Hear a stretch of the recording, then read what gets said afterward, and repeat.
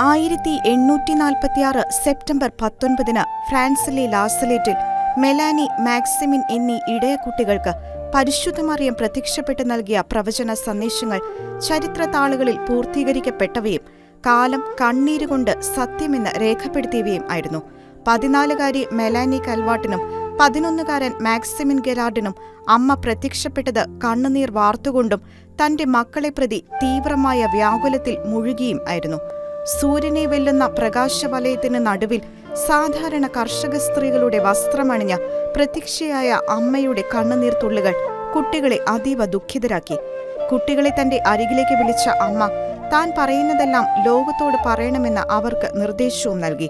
തന്റെ മക്കൾ തന്റെ മുന്നറിയിപ്പ് ശ്രവിക്കാത്ത പക്ഷം തന്റെ തിരുക്കുമാരന്റെ കരങ്ങൾ തടഞ്ഞു നിർത്താൻ തനിക്ക് സാധിക്കാതെ വരുമെന്ന് അമ്മ മുന്നറിയിപ്പ് നൽകി. പരിഹരിക്കാനാകാത്തത്ര ഭീകരമായ തിന്മകളും ദൈവകൽപ്പനകളുടെ ലംഘനങ്ങളും ലോകത്തിൽ അരങ്ങേറുമെന്നും പ്രാർത്ഥനയും പ്രായശ്ചിത്വവും ശക്തമാക്കണമെന്നും മാനസാന്തരത്തിനുള്ള സമയം അത്യാസന്നമായെന്നും അമ്മ മുന്നറിയിപ്പ് നൽകി.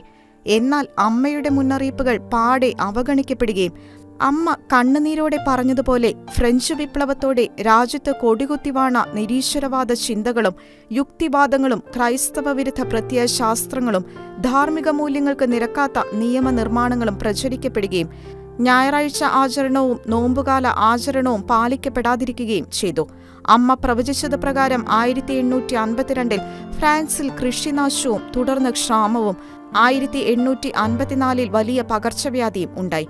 അമ്മ പറഞ്ഞിരുന്നത് പ്രകാരം നെപ്പോളിയൻ 1859 മാർപ്പാപ്പയെ റോമിൽ തിരിച്ചെത്തിച്ചു. തന്റെ പ്രത്യക്ഷീകരണത്തിന്റെ മുഴുവൻ സമയവും അമ്മ കരഞ്ഞുകൊണ്ട് സന്ദേശം നൽകിയ ലാസലേറ്റ് പ്രത്യക്ഷീകരണത്തിന് 1851 സെപ്റ്റംബർ 19 ഗ്രനോബിൾ ബിഷപ്പ് ഫിലിബർട്ട് ഡി ബ്രിലാട്ട് അംഗീകാരം നൽകി.